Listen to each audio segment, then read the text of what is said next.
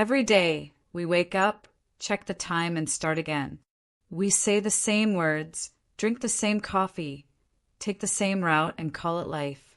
When I ask my students to describe their daily routine in English, they often say things like, I wake up, I have breakfast, I go to work. The sentences are perfect grammatically, but they sound empty, almost like someone pressed repeat instead of record. Because most of us don't really live our routines. We survive them. We move through our days on autopilot, describing actions, not experiences.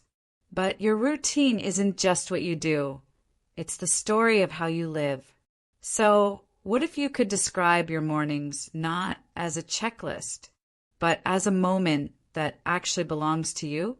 What if English could help you feel your life again, not just explain it? Today, we'll go beyond verbs and schedules. We'll talk about your mornings, your habits, the pauses that make your day yours. Because language isn't only about what you say, it's about how you see. Tell me, Marcus, do you live your routine or just repeat it? My routine is pretty simple, really. I wake up around 7, take a shower, get dressed, and go to work. Then I come back home, eat dinner, watch something, and go to bed. That's it. That's it. It's not very exciting. Just normal. And how do you feel during that normal? How I feel?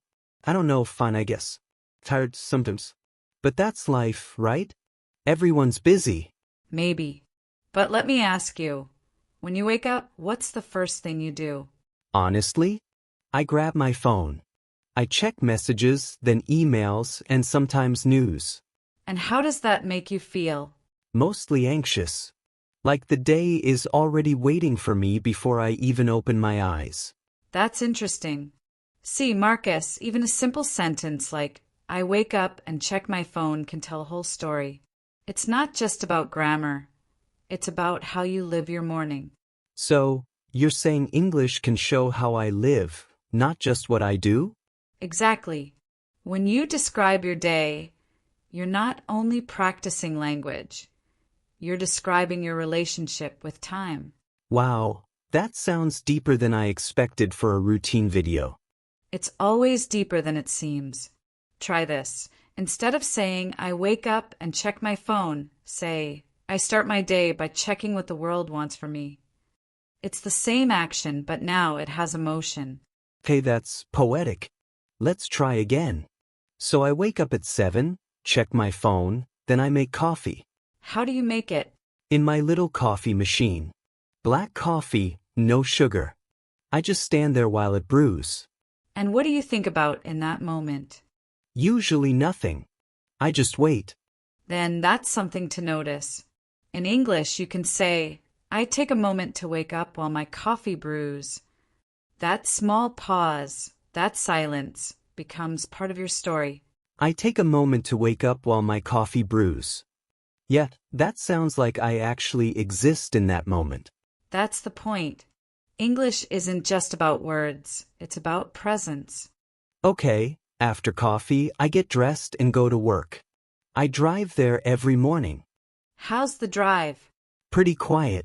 I usually listen to music or podcasts. It's like my me time. Perfect. Then say that.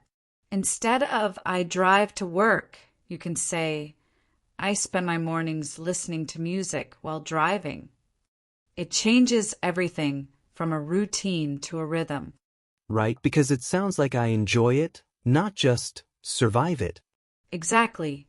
Language gives you the choice to make your life sound alive, even in small things. Okay, so let me try again. I usually wake up at 7. I take a moment to wake up while my coffee brews.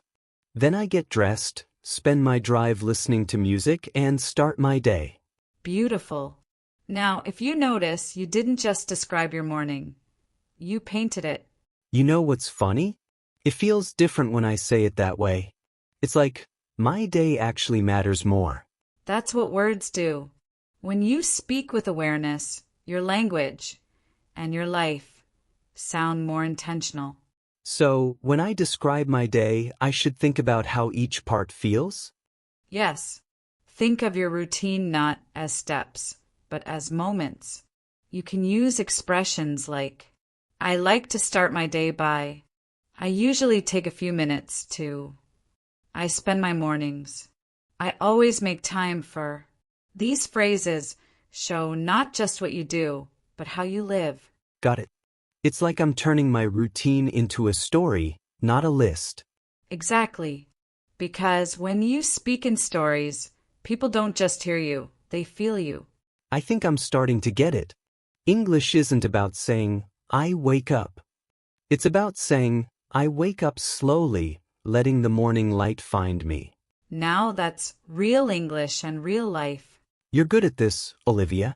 You make even the boring parts of life sound beautiful. Maybe that's because they already are, we just forget to notice them. And when we describe them with care, we start to live them again.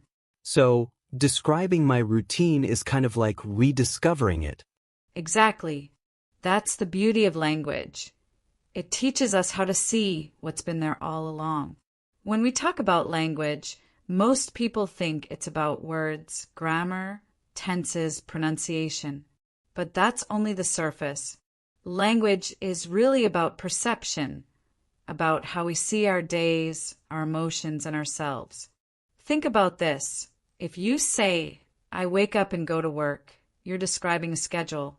But if you say, I start my day with quiet, you're describing a life. One sounds mechanical, the other feels alive. That's the difference between speaking English and living in English. Every phrase you choose reflects how much of yourself you bring into it. You can say, I drink coffee, or you can say, I take a moment to breathe before the day begins. Same action, different soul. The English language gives you space to be personal, to slow down time through words. When you say, I spend my mornings or I like to start my day by, you are not just telling facts. You're revealing who you are between those facts. And that's something beautiful about speaking in another language. It lets you rediscover parts of yourself you never named before. It's not about replacing your words. It's about adding color to them.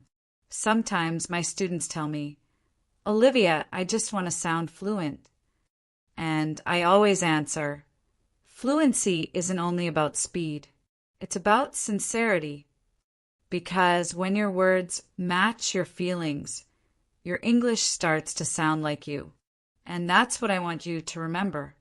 Don't just learn how to describe your life. Learn how to live it through the way you speak. Let English become not just a tool, but a mirror reflecting the quiet, honest rhythm of who you really are. So, Marcus, let's try again, but this time not like a student. Describe your day like someone who's living it, not just surviving it. Alright, let's see. I usually wake up around 7. I take a moment to just exist before I get out of bed.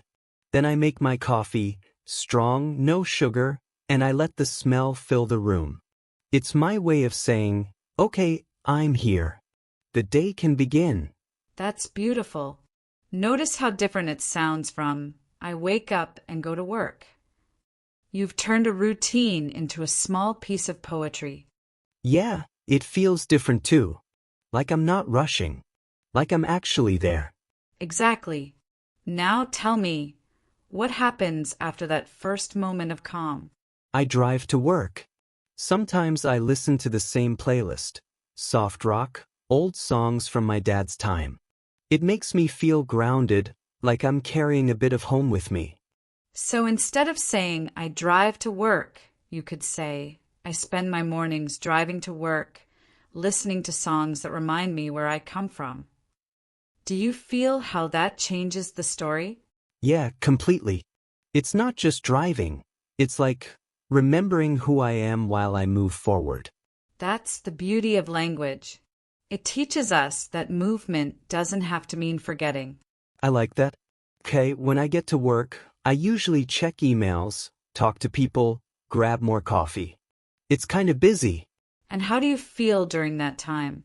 Honestly, a bit disconnected. It's like I'm there, but not really there. Maybe I should say, I spend my mornings trying to stay present between one email and the next. Perfect, Marcus. That's not only English, that's awareness. You're no longer listing actions. You're describing yourself living them. You know, it's strange. I never thought describing my routine could make me emotional. That's because routine isn't boring, it's intimate. It's the map of who you are when nobody's watching. I never saw it like that. After work, I drive home. Sometimes I stop at the park near my place. I sit there for a few minutes. No phone, no noise. Just me and the sound of the city fading. Then say that. After work, I stop at a small park to let the day slow down. It's my way of coming back to myself. That sounds real. Like I can feel the air and the noise around me when I say it. That's because words are windows. When you open them with intention, life comes rushing in. All right, so let's put it all together. I usually wake up around 7 and take a quiet moment before I move. I make coffee, strong and black, and let the smell remind me that I'm alive. On my way to work, I listen to songs that make me feel at home. I spend my mornings trying to stay present between one email and the next. After work, I stop at a park to let the day slow down, to breathe before I head home. That's beautiful, Marcus. You didn't just learn to talk about your routine. You learned to see it. I guess I never realized how much meaning can hide in simple sentences. That's the secret of every language. When you speak with your heart, even the simplest words become extraordinary. So, when do you feel most like yourself during the day? When I teach, like now, because every time someone finds their voice in English, I remember why I fell in love with words in the first place. That's a good answer. I think, for me, it's during that quiet drive, when the world isn't asking for anything yet. Then, that's your truth. And the next time someone asks, "What's your routine?" you won't just give them a list. You'll give them a glimpse of who you are. You know, Olivia, I think I'm starting to understand something. Maybe fluency isn't about sounding perfect, it's about sounding alive. Exactly. Because language doesn't just teach you how to speak, it teaches you how to live. Maybe your life hasn't changed, but the way you talk about it can change everything. Every word you choose is a mirror, showing how you see your world. You can rush through your sentences the same way you rush through your mornings. Or you can slow down, breathe, and let every phrase mean something. Learning English isn't just about grammar or fluency, it's about presence. It's about learning to see again the warmth of your coffee, the rhythm of your thoughts, the way the sunlight quietly enters your day. So tonight, before you sleep, think of your routine. Not as a list, but as a story. And when you wake up tomorrow, try to live one line of that story with more intention. And maybe, just maybe, with better words. If this conversation made you feel something, or helped you see your day differently, don't forget to like this video and subscribe to English Between Us.